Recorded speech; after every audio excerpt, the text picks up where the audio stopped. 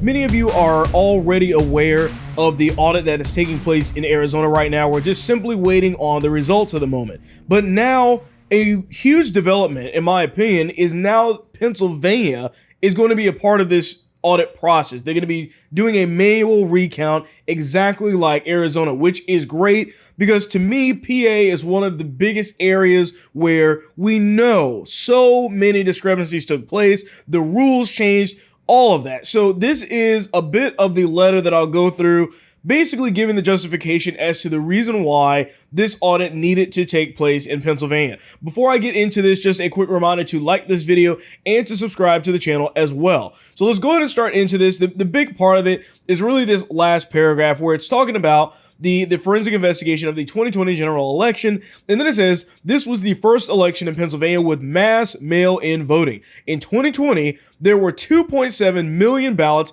cast by mail and absentee compared to the 263,000 absentee ballots cast in 2016. So that's a massive difference. That's more than 5 times really the difference of ballots that were actually cast in this situation with the mail-in voting. And keep in mind, by the way, absentee ballots are not the same thing as mail-in ballots. Let's keep that in mind. Absentee obviously is where you send a request to get the ballot sent to you, and then the mail-in is where they were just throwing them out there, pretty much probably to every single address. Who knows?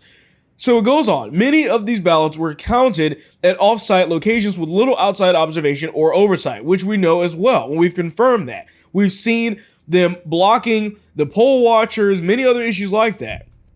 So furthermore, mail-in ballots without signature verification were permitted to be counted across the Commonwealth, which is another big issue. No signature needed. I mean, these types of rules needed to actually be taken care of ahead of time. But remember, COVID was the justification. Well, because of COVID, they don't need a signature for some reason. I mean, come on. We knew this was a setup from the very beginning. So going to the next page here. And so basically saying that, and of course, all this transpired in the midst of COVID-19, where uncertainty and fear impacted the conduct of the election. Remember, because at that time they were saying and telling everybody that if we don't pass these rules and change these laws and whatnot, then it's voter suppression. And they did it. They changed all of this stuff literally weeks before the actual election was supposed to take place. So additionally, in the weeks leading up to the election, the Department of State repeatedly altered the manner in which Pennsylvania's election was conducted. Those who voted in person were held to a higher standard than those who mailed in their ballots. Signature required for mail-in ballots were rendered meaningless in the PA Supreme Court, ruled that ballots could not be rejected based on the analysis of the voter's signature, which once again is ridiculous. That is absolutely ridiculous. The other part that they're going through here is where they're talking about when the ballots could actually be received, where they were received up to 3 days after the election day. I mean, how is that okay? I mean, come on. It's stuff like this. Oh, but COVID? What? COVID? That's not an excuse to turn in the assignments late. I made this analogy last year when all this was going on. You know, if you're in school and there's a test and the test is due or the assignment is due on a certain date, what happens when you turn it in late? If you're actually in a real school, most likely it's not going to count. It's not going to count at all. You miss the deadline. That's what it's called. And for some reason, we have to change and delay and allow all of these exceptions because of this stupid virus. It's absolutely ridiculous. So a week before the election, the Department of State told the Supreme Court that ballots received after 8 p.m. on November 3rd would be segregated. But the department changed the rules 2 days before the election and directed counties to canvass those ballots upon receipt. So basically just to go ahead and count them. The U.S. Supreme Court had to step in and order the counties to segregate the ballots.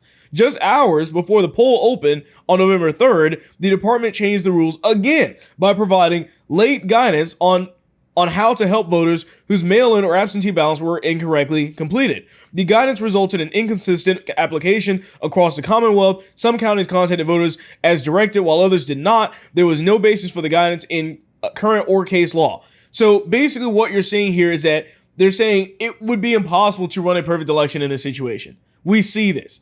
And like I said, just the mere fact that all the rules were changing like crazy in Pennsylvania, to me already is a direct, obvious sign of what took place in this past election. But yet now you're seeing them actually doing this audit, which is obviously a good thing.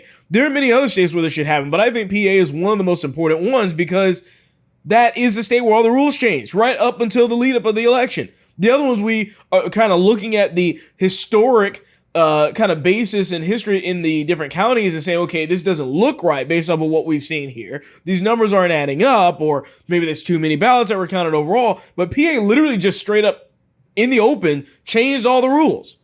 Just straight up lied and changed everything. So it's good that we're seeing this. I think this is a great thing that needs to take place. Obviously, like I said, we're waiting on the results from Arizona. Not sure exactly when those are going to be in. They said they were going to be in a little bit earlier than now, but we're still waiting.